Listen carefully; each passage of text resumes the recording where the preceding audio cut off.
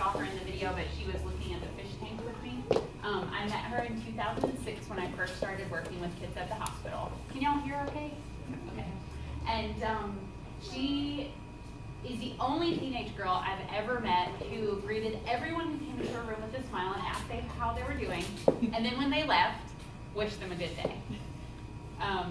She kept up with everyone's pets' names. She knew your children's names, your significant other, important dates coming up in your life. This kid was a friend to everyone in the hospital. And lucky for me, she really loved doing science, so I got to spend a lot of time with her. And during our time together, I realized that she had missed an enormous amount of school. But for her, that was, some kids would be excited to miss school, but she really loved school. And she was eager to learn. And so we did all sorts of different activities together. Yes, so she loved Raven, and what she would do is incorporate Raven into whatever we had learned and then tell a story about it. And then I would type it up for her and print it out.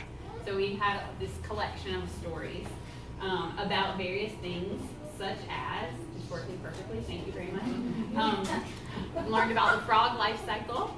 We also grew seeds in her window. We exploded volcanoes. And I worked with her a whole lot over the years.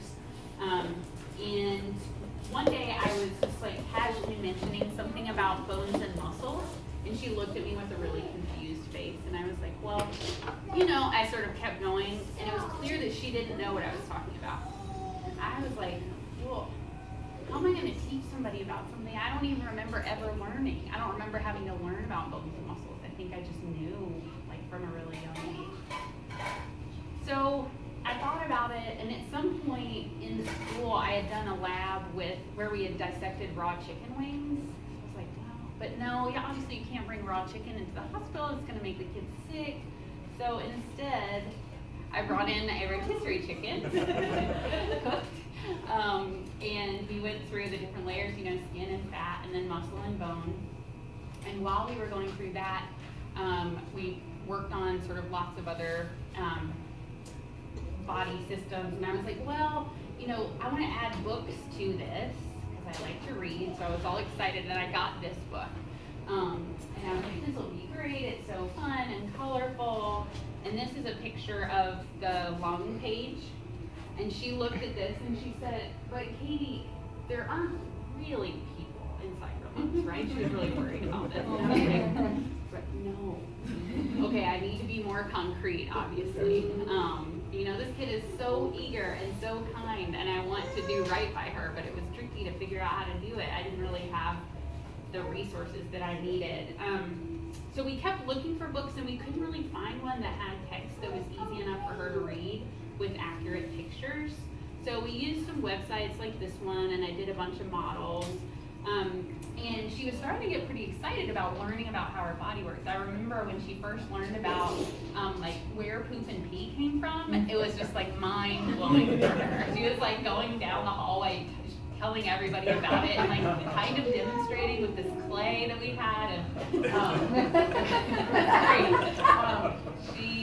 and she was like excited to learn for herself, but also this is the kid who greeted everyone who came into her room. She wanted to teach other kids, but she was so sick that she couldn't really be around other patients.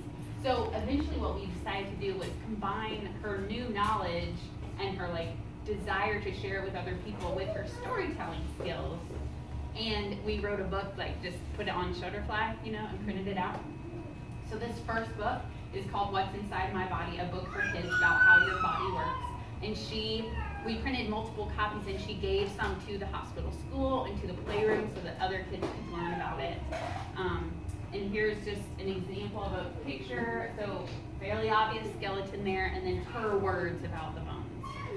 So she learned a lot about her body, and through the course of that, she started asking questions about her disease. She had cystic fibrosis, and I realized that she, at first I thought she knew a lot about it. She could tell me all about the different breathing treatments she had, all the medication she had to take every day, but she didn't actually know what cystic fibrosis was or why she was having to do all this stuff.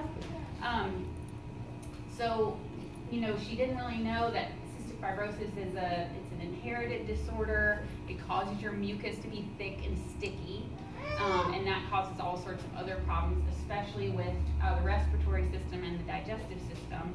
And I asked her if she knew where she got it, and she said, well, I think I got it from my mom's genes. So this kid didn't know that it wasn't a mistake for what her mom wore.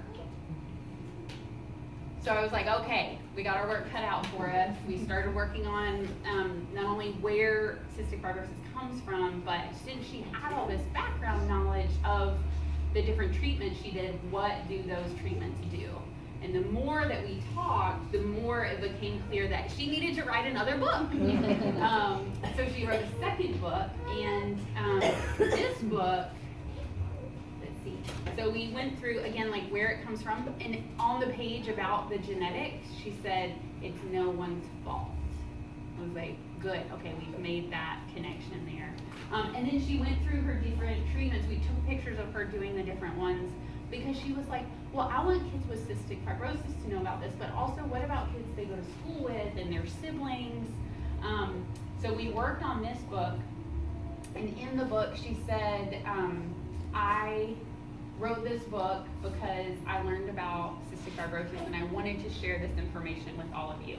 So we published this one too. We gave it to the hospital school and the playroom, and I think through the process of writing that book and learning about her disease, she felt really empowered because she started asking better questions of her doctors and her nurses, and she could sort of better understand her treatment and prognosis and future.